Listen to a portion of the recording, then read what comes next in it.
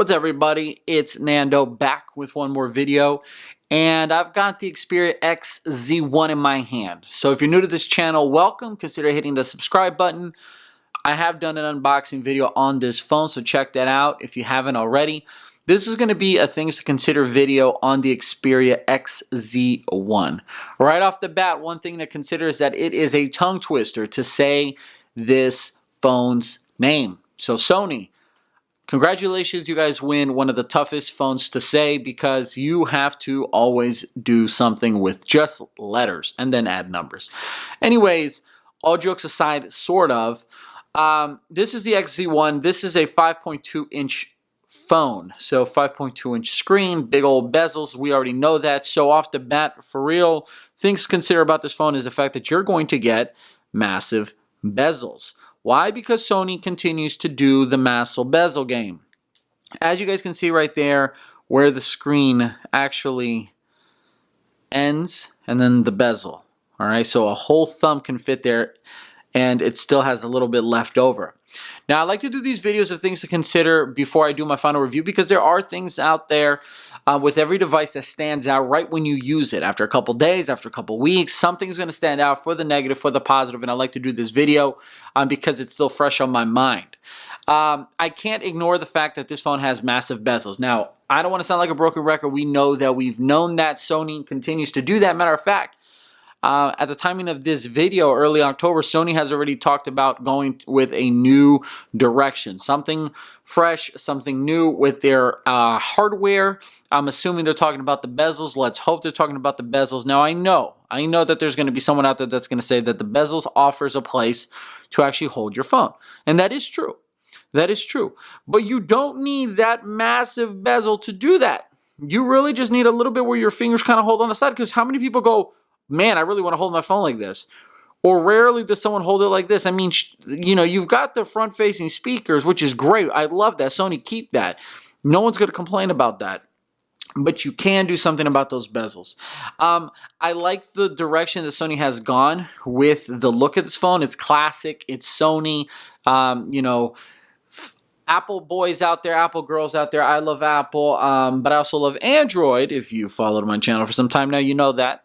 Apple hasn't changed the way their phones looks overall ever, really, until the iPhone X. iPhone X is the first time that Apple has actually gone away from the way that their phone was first created and made, with the home button, and then everything else is about the same. The only thing that's changed is the hardware, plastic versus glass, metal versus glass. So Sony has done the same. And I like the classic thing, but the bezels stand out. The bezel's ridiculous. So I'm going to leave the rambling on for the final review. I'm sorry that I did it a little bit there.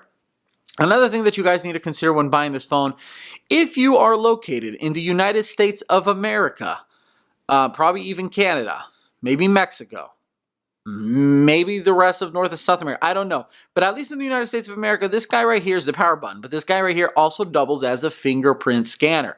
If you're located in the United States of America, that bad boy only works as a power button. It does not work as a fingerprint scanner. I understand that you can flash a ROM. I understand that that's a capability that we can go and do.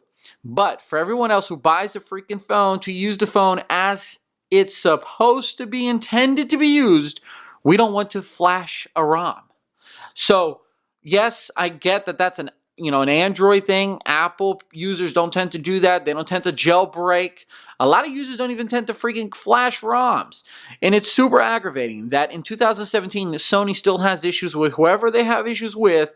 That means that we can't use this as a fingerprint scanner in the United States of America, but people in Europe and in Asia can. So if you're getting this phone and you have no idea, do consider if you like using a PIN, or whether you like not having your phone locked like I do because I'm so tired of using a PIN, or whether you like the old school pattern method. I don't want to sound lazy, but it's 2017. Fingerprint scanner capabilities is a thing. It's no longer a, oh my God, are you going to have it or not? It's a, how good is it going to be thing. And in this case, most of the phone manufacturers out there, fingerprint scanning capabilities is a great technology. They all work pretty much the same across the board. So now they're even pushing, what other ways can we unlock this phone? Well, Sony's really figured out. They said, screw the fingerprint scanner. Let's just give them the PIN. And I hate it. I hate it so much that you see this. I don't have a password protector. I don't have a fingerprint scanner. I don't have a little design thing because I hate doing it. I hate doing the pin. I just want to put my finger there, which is a beautiful place to put a fingerprint scanner because it just fits and feels so naturally. But the XZ1 for the United States market, it doesn't have it, so a huge thing to consider. Probably the biggest thing to consider. If you are a tech geek and you care about battery life, if you're not a tech geek and you care about battery life, know that this phone doesn't have a big battery, but its battery life does last a long time. The battery life on this phone is easy, anywhere from 4 to 5.5 hours of screen on time. You're going to get through a full day of heavy usage. You're going to have a little bit left over. And this phone also charges fast charging. So not as fast as others, but not as slow as others. That should be enough to top you off and get you on your way. Another thing that has stood out to me with early use of this phone is this bad boy right here. Sony has finally put, in my opinion, all together for a great camera. They tend to make amazing sensors and glass for other manufacturers, both standalone camera as well as smartphones, but for some reason they can't ever put it all together for their own devices. But in this case, it is great. I haven't had any issues with it. Low light is very good. It's pretty fast at snapping a picture. And my favorite new toy and gimmick is the 3D scanning capabilities. It is super fun, super accurate, and bravo Sony. It's a gimmick, but it's at least fun and works well. Also, the phone has, water resistance. They took it away for a while. They brought it back. So there's that. And lastly, these little two suckers in the front, which are the speakers, are amazing.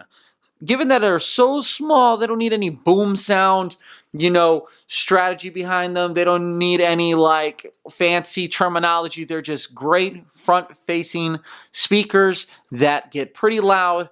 They're rich. They're, got some bass to it. I absolutely love listening to media on this phone. So guys, that's pretty much it for this video of things to consider for the Sony Xperia XZ1. I have a clear case on this phone. That's another thing. There's not a lot of accessories out for these type of phones, so all of them kind of look the same. But this is the black version of this phone, and I love the black version of this phone. It's a matte black. It's super sexy, super sleek, and I'm really enjoying this phone. So if you haven't hit that subscribe button, do it. In the next video about this phone, I'm going to do a final review. Likes and dislikes, nothing's perfect. I want you guys to catch that video.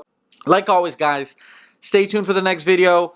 Like this video if you enjoyed it, and I'll catch you in the next one. Peace, salute, and stay geeky.